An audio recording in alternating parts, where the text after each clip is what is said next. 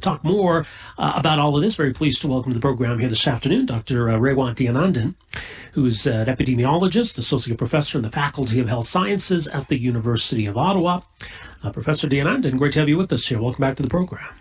Oh, thanks for having me. So first of all, your thoughts on what we see here from Moderna today, what I think on the surface is pretty encouraging news about vaccines and variants. What do you make of it? It's great news, and it's not surprising. Remember, these mutations are all happening on the spike protein, which is how the vaccine identifies the virus. But the spike protein is very, very large relatively, and the mutations are quite small. So it makes sense that the immune system can still identify the virus. Now, I have to correct you on one thing. The South African variant isn't diminished in terms of efficacy, because that's a specific thing in terms of the comparative infection rate in the vaccinated population versus the non-vaccinated population. What Moderna has observed is that the nature and the amount of neutralizing antibodies is different for the new variant. That might mean a diminished effectiveness, or it might not. We just don't know. It just means that just less of it. So it might be a yes-no thing. So the way I look at it, it's good across the board. It's great. Mind you, there may be new variants coming along that are vaccine resistant, and we have to be on guard for those. And further to the point you just made, because obviously immunity is about much more than just antibodies. We tend to talk a lot more about antibodies maybe, but there is a much more complex immune response, and I guess it goes well beyond that, doesn't it? It really does. There's also T cells. So T cells are the system by which the body remembers old infection. And the randomized controlled trials that gave us the data for the 2 mRNA vaccines suggest that it's the second dose that gives us that longevity. And it may be lasting 1, 2, 3 years even. So I think there's good news all the way around when it comes to these vaccines. There is, and I think, the concern about transmissibility is leading to some additional urgency to try to get those vaccines out as quickly as we can, and we see what they're going through at the moment in the United Kingdom. From an epidemiological point of view, I mean, what are you seeing in the data about, the threat that these pose, what we could see here if indeed these variants, or at least, one of them even starts to take root? Yeah, it's pretty serious. And here's why. The UK variant, if you want to call it that, is, we think, 56% more transmissible. Even if it's not more lethal, and we can talk about that in a second, it means that it's more likely to infect more people. The reproduction number is higher, which means it can get ahead of our efforts to vaccinate. And it absolutely will get ahead of our efforts to vaccinate, because we can't vaccinate that quickly. It means that we're going to have a harder time protecting our most vulnerable, like the long-term care centers and so forth. It makes it more dire, more important to diminish transmission. So we have to maintain our distance and maybe have lockdowns longer, and definitely vaccinate our long-term care residents. There's some suggestion that the UK variant might be more lethal. Boris Johnson suggested 30% more lethal, which doesn't sound like a lot. That adds up.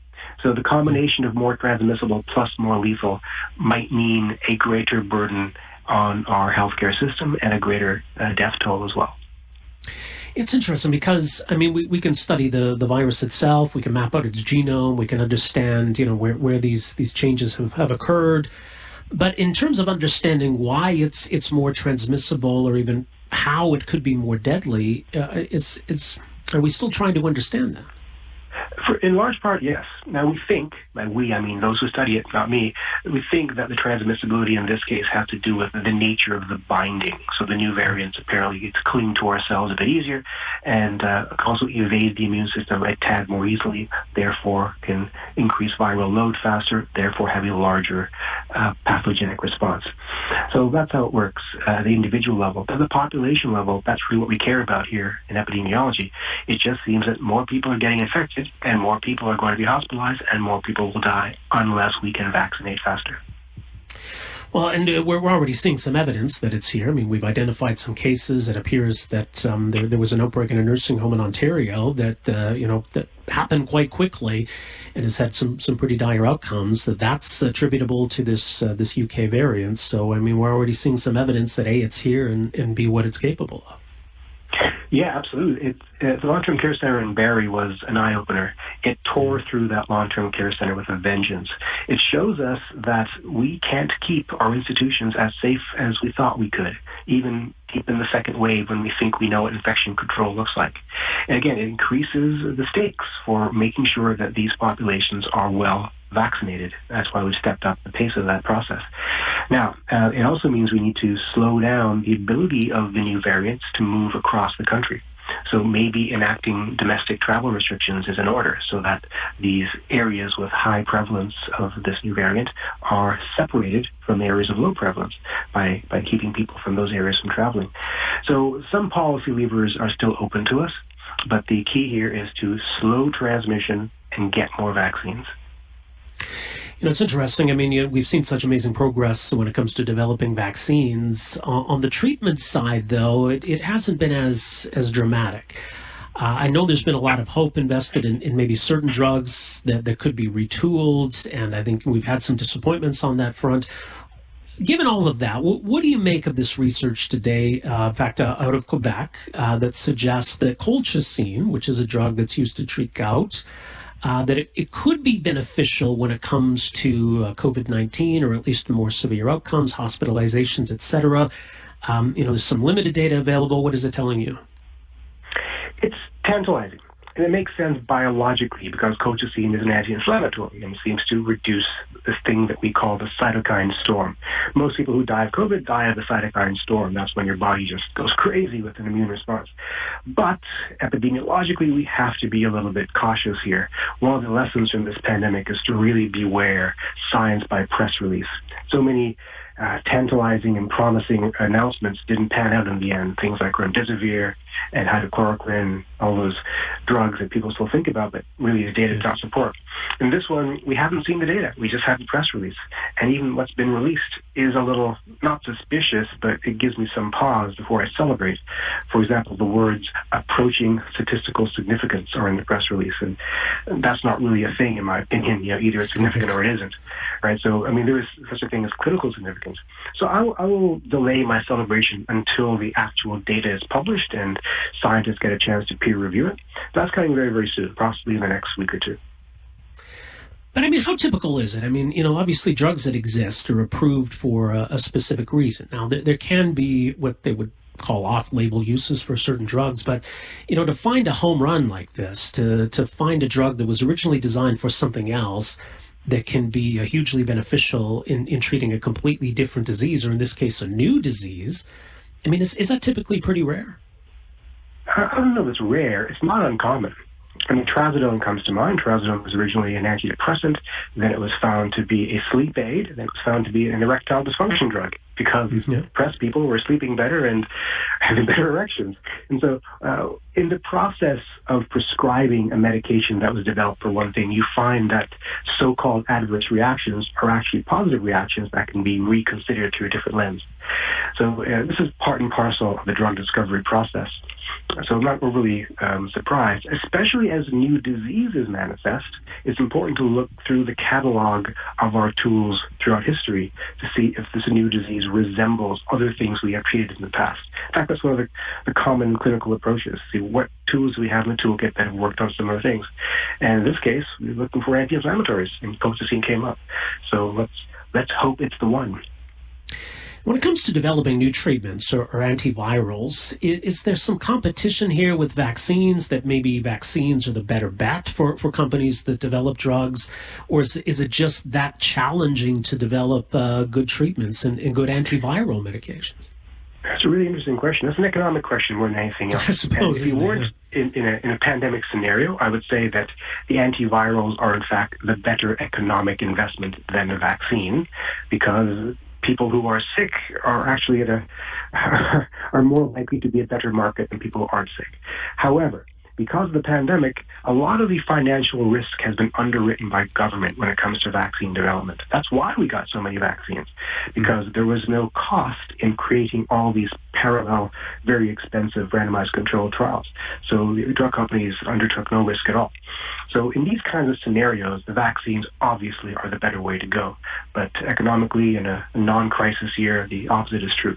What you just observed is, in a nutshell, one of the problems with addressing global health issues in this current sort of economic framework. We need to incentivize these kinds of developments in new and creative ways.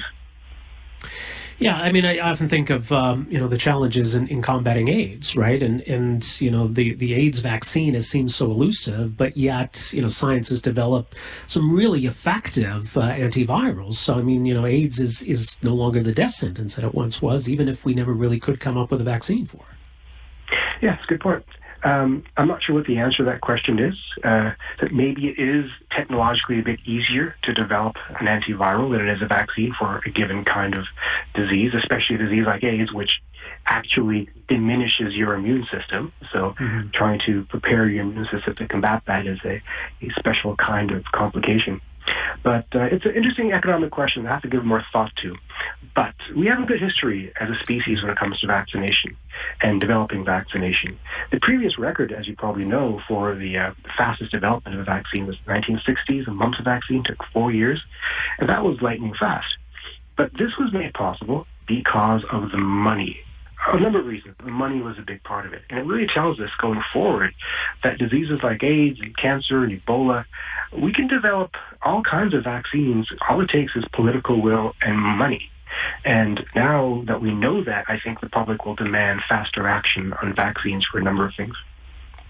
And the other thing, too, and I've seen this point made a few times today by some of the experts I follow on social media, Merck today, which is a pretty big pharmaceutical company, announced that they were dropping their vaccine program because they haven't been able to design something that gets an adequate immune response.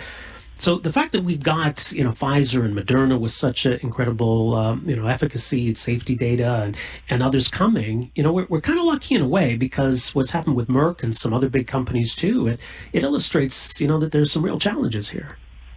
Absolutely. And I got to give credit to Bill Gates. It was his idea originally to incentivize parallel creation of a variety of formulations. Why bank on one or two? Let's fund 100 different vaccine competitors. So at the end of the day, you get half a dozen that complete their phase 3 clinical trials with good data. Unfortunately, the Merck ones didn't pan out. And we should celebrate the fact that they were transparent enough to admit that, but also, weep a bit that we're losing 2 additional weapons in this battle. What I'm hoping happens is maybe we can explore whether Merck can partner in the manufacturing process of one of the other competitors. Let's retask some of their manufacturing capacity to speed up delivery of this most precious commodity now. I don't know if that's possible technologically, but it's something I think that should be explored politically. That's a great point. So we'll leave it there. Dr. Deonandan, always appreciate the insight, and thanks so much for making some time for us here today. Thank you. Much appreciated. Take care. Dr. Raywat Deonandan, epidemiologist, associate professor, University of Ottawa. So some thoughts from him on some of the news of the day here on the vaccine and treatment front, and why there's still this real deep concern about what these variants might represent in terms of